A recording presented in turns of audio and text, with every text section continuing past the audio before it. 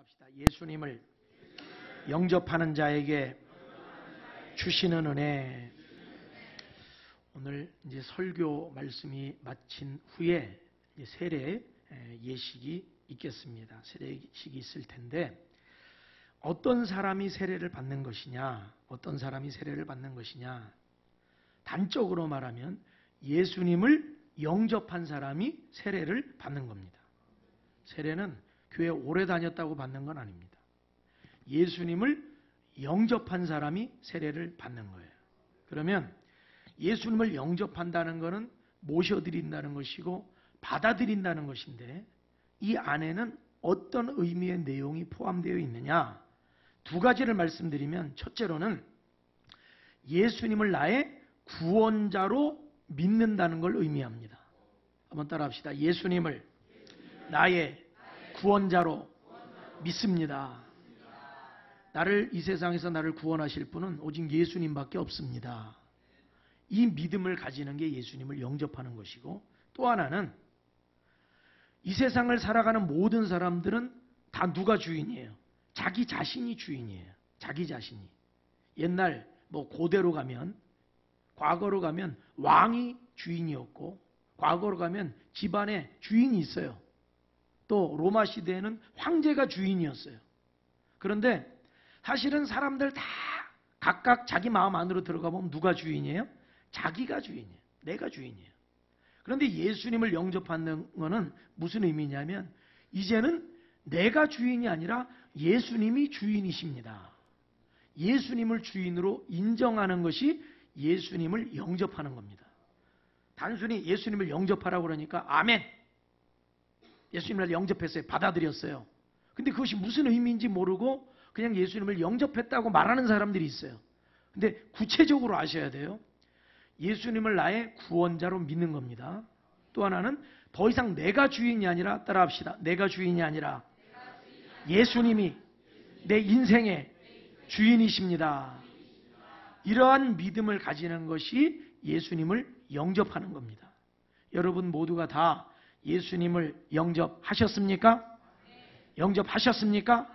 여러분 이 시간 예수님을 나의 구원자로 또 나의 주님으로 나의 주인으로 모시는 그러한 은혜의 시간이 되시기를 주의 이름으로 축원합니다.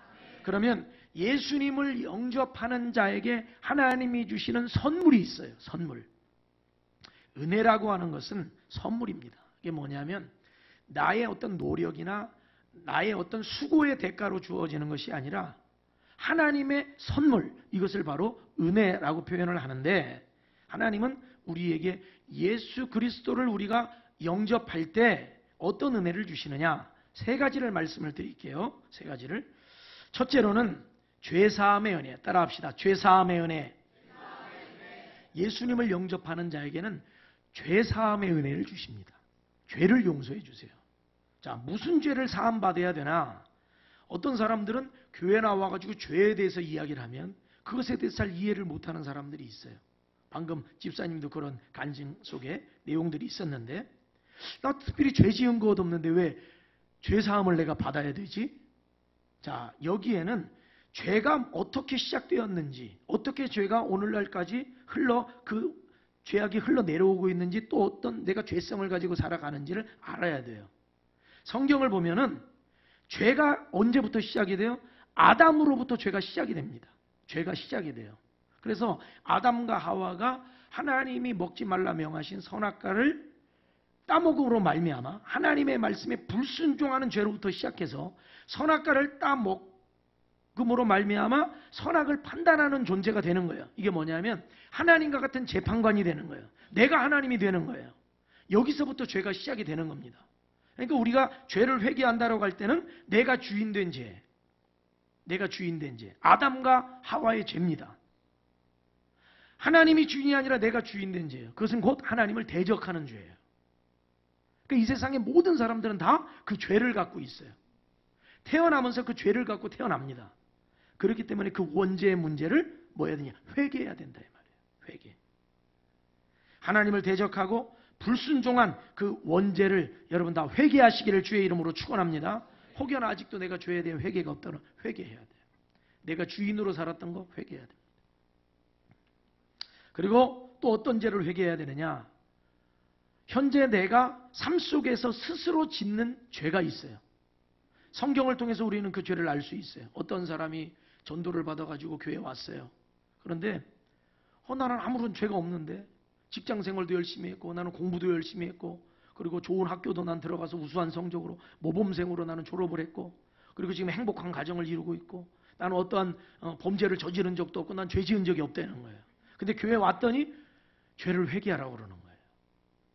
근데 이분이 난 죄가 없는데 근데 어느 날 예배 중에 말씀을 듣다가 깨달은 거예요. 성경을 보니까 예수님이 말씀하시죠. 여자를 보고 마음에 음욕을 품는 자마다 이미 간음하였느니라. 나는 간음죄를 안 진 줄 알았는데 성경 말씀을 보니까 나는 간음죄를 진 거예요. 이 사람이. 그때 마음속으로 제가 그런 죄를 짓고 이 사람이 또 음란한 그런 영상이나 이런 것들을 늘 그런 것들을 보던 사람이었어요. 그런데 그 죄가 아닌 줄 알았는데 말씀을 통해서 내가 깨닫고 내가 죄를 짓고 살았구나. 그러면서 하나님 앞에 회개를 했다는 거예요. 여러분 우리가 원죄에 대한 회개 또 스스로 짓는 이 자범죄에 대한 회개 여러분 이 회개가 있어야 되는 겁니다. 그런데 한번 생각을 해보세요. 내가 내 죄를 그냥 고백만 하면 해결이 되느냐? 해결이 안 돼요. 이 죄사함의 은혜는 누구를 통해서만 되는 거냐? 예수 그리스도를 통해서만 되는 것이다. 여러분 예수님이 이 땅에 오셔서 왜 십자가에 못 박혀 죽으셨어요?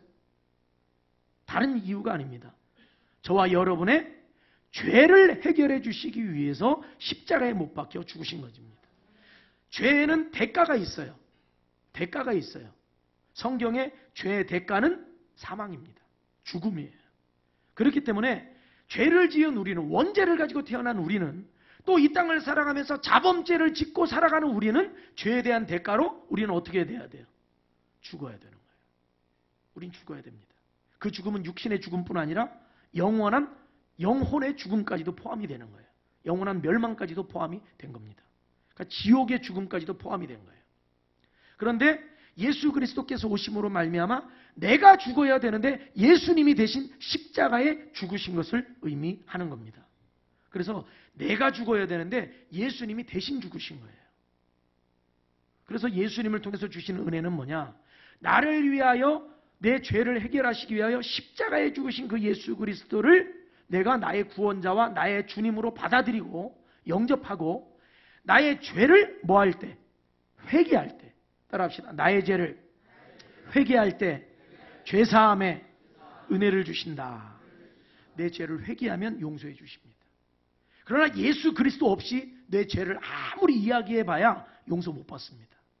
예수 그리스도를 통해서만 죄사함을 받을 수 있다. 에베소서 1장 7절 말씀을 읽어드릴게요. 잘 들어보세요. 우리는 그리스도 안에서 그의 은혜의 풍성함을 따라 그의 피로 말미암아 속량 곧 죄사함을 받았느니라. 예수 그리스도로 말미암아 여러분 회개할 때 죄사함 받은 걸 믿으시기를 바랍니다. 그러니까 우리 신자들은요. 죄 때문에 지옥 갈 일이 있다 없다? 없어요. 죄 때문에 지옥 갈 일이 없어요. 본래는 죄 때문에 지옥을 가야 되는데 갈 일이 없어요. 왜요? 예수 그리스도께서 십자가에서 우리의 죄를 사해 주셨기 때문입니다. 그렇기 때문에 그것을 믿고 우리의 죄를 회개하면 우리의 죄를 용서해 주시는 거예요. 두 번째로 어떤 은혜가 있느냐? 하나님의 자녀가 되는 은혜가 있어요. 따라합시다. 하나님의 자녀가 되는 은혜. 오늘 12절 말씀을 다시 한번 읽어봅시다. 12절 시작. 영접하는 자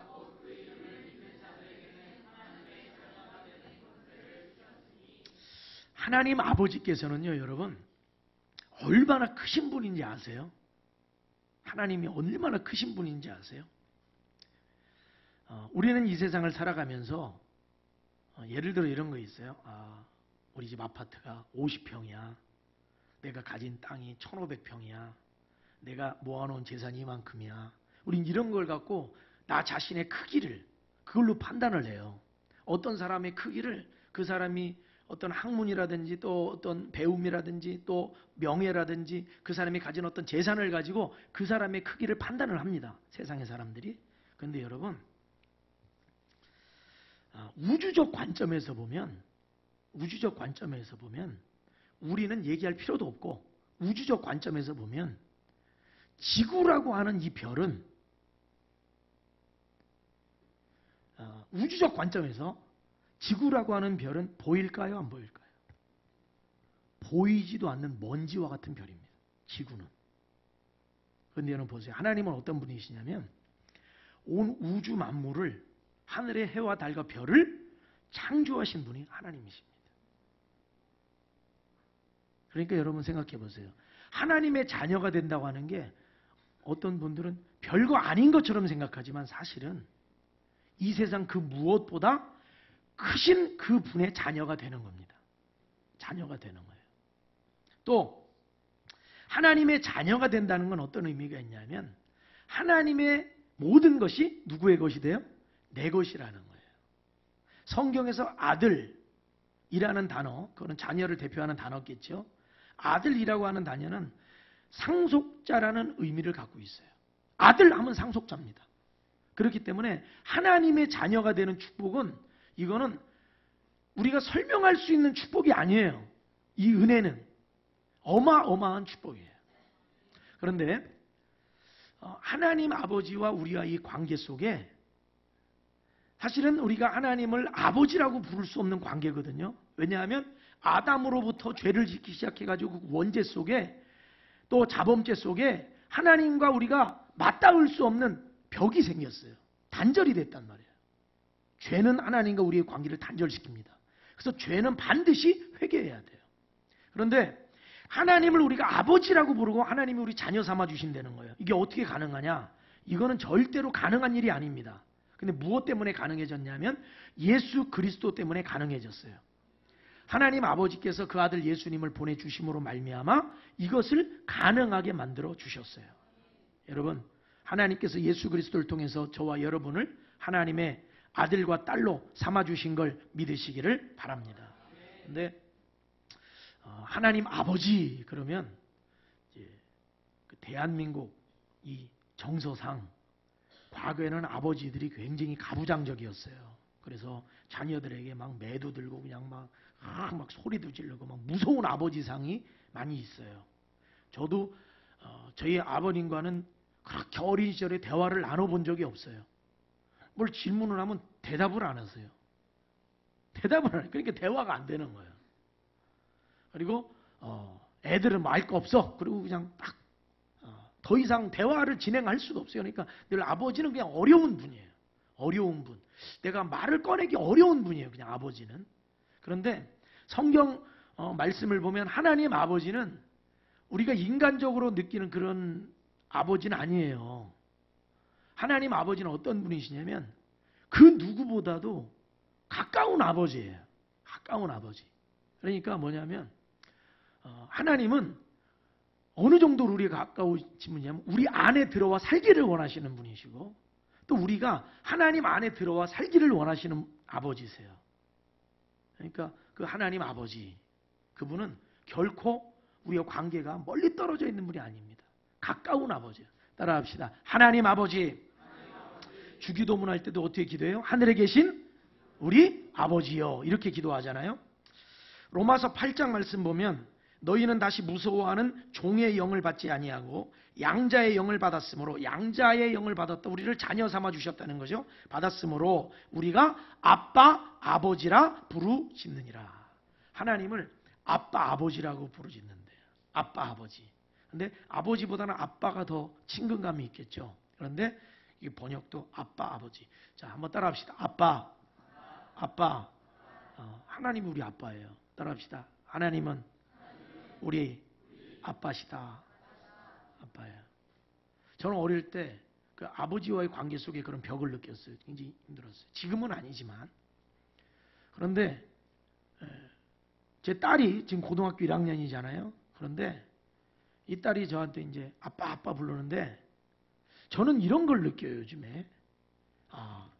이 아버지와 딸, 아빠와 딸은 굉장히 그 먼 관계가 아니었구나 라는 걸 제가 깨달아요. 저는 굉장히 먼 관계였어요. 아버지와 그 자녀의 관계가 멀었어요. 제 느낌상. 그런데 요즘에 느끼는 느낌은 가까워요. 제가 그걸 느껴요. 언제 그걸 느끼냐면 얘가 이제 학원도 가고 뭐 시험 공부한다고 그러면 12시, 1시까지 공부를 하잖아요. 저는 그 시간에 잠을 자야 되거든요. 새벽 기도를 하기 위해서 저는 잠을 자야 되거든요. 그 시간에. 그런데 잠을 자다가 제가 깜짝깜짝 놀래요. 깜짝깜짝. 12시 반, 1시가 됐는데 아빠! 아빠! 하고 불러요. 잠을 자고 있는데 깜짝 놀래요. 그런데 부르는 것도 어디서 부르냐면 방문을 톡톡 두드리면서 문을 열고 아빠, 아빠. 이렇게 부르는 게 아니에요. 지방에서. 집 방에서 큰 소리로 아빠 부르는 거 그 시간에. 저는 그때요. 깜짝 놀라서 깨잖아요. 그 밤 1시에 누가 나를 부르겠어요. 아빠. 근데 제가 깨요.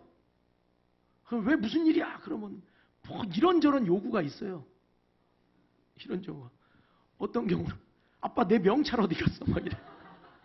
명찰 없으면 큰일 나는데 막 이래요. 근데 제가 그걸 느껴요. 이게 아버지와 딸의 관계가 이렇게 가까울 수 있구나. 그러니까 아무 때나 우리 아빠, 내가 지금 아빠 필요해. 아빠 만나고 싶어. 이러면 아무 때나 아빠예요. 근데 제가 하나님과의 관계 속에서도 하나님 아버지와 관계 속에서 생각해 봤어요. 우리 성도들이 똑같은 것 같아요. 저녁이든 밤이든 갑자기 기도가 올라오는 거예요. 하나님 아버지! 무슨 막 기도가 올라오고. 뭐 새벽에 막, 새벽 시간에 우리 다 같이 주여 세 번 부르고 기도합시다 하면서 주여 주여. 저는 그걸 이렇게 같이 함께 하면서도 하나님 아버지께서는 늘 준비하고 계셔야 되겠구나. 우리의 기도를 받으실 준비. 여러분 하나님이 우리를 자녀 삼아 주십니다. 누구를 통해서? 예수 그리스도를 통해서. 예수 그리스도가 없으면 우리는 하나님 자녀 될 수 없어요. 여러분 그 은혜를 누리시길 주의 이름으로 축원합니다. 그 다음에 세 번째로 천국과 영생을 소유하는 은혜. 따라합시다. 천국과 영생을 소유하는 은혜. 여러분 세상에 아무리 여러분 이것저것 다 좋아도 천국보다 좋은 게 없고 영생을 얻는 것보다 좋은 게 없는 겁니다. 이 세상의 모든 사람들은 다 사실은 태어나면서부터 무엇을 향해 달려가느냐? 뭘 향해 달려가요? 죽음을 향해 달려가고 있어요. 그걸 사람들이 의식하지 않을 뿐이지 잘 생각해 보세요. 모든 인간은 죽음을 향해 달려갑니다. 그리고 죽음 너머에 지옥을 향해 달려가고 있어요. 근데 그걸 몰라요. 어제인가요? 그 아주 유명한 탤런트 한 사람도 또 갑자기 세상을 떠났죠. 그런데 그러한 일들이 죽음은 끝난다고 생각하지만 여러분 죽음 끝나는 거 아닙니다. 죽음 이후의 세계가 있어요. 죽음 이후의 세계가 있어요. 절대로 내가 내 목숨을 스스로 끊는다고 해서 끝나는 게 아닙니다. 끝나지지가 않아요. 인간은. 끝나지지가 않아요. 죽음을 향해 달려가고 있어요. 그런데 하나님께서 이 땅에 그 아들 예수 그리스도를 보내주셔서 우리에게 뭘 보여주시냐면 죽음이 끝이 아니다. 죽음이 끝이 아니다. 하나님의 나라가 있고 영원한 생명이 있다. 이것을 우리에게 보여주셨고 알려주셨고 또 이것을 우리에게 선물로 주시는 겁니다. 그 은혜를 우리가 받는 거예요.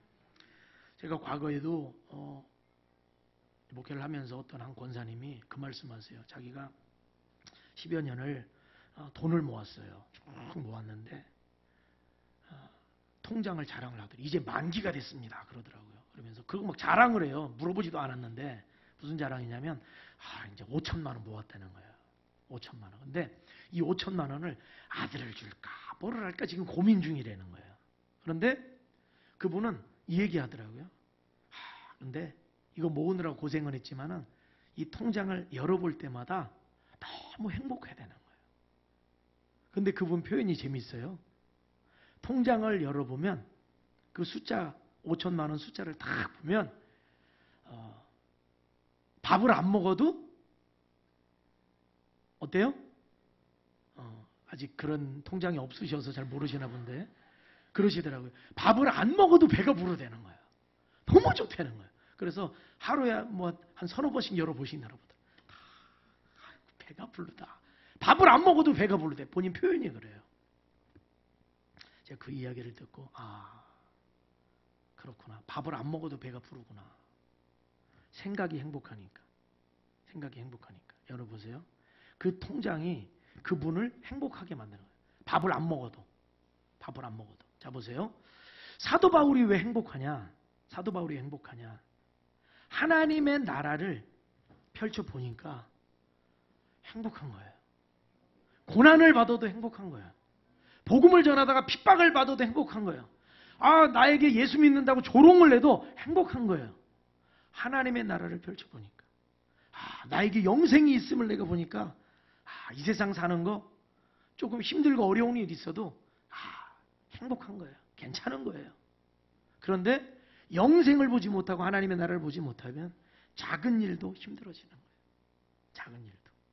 여러분, 하나님께서 예수 그리스도를 통하여 여러분에게 하나님의 나라 천국과 영생을 선물로 주셨음을 믿으시기를 바랍니다.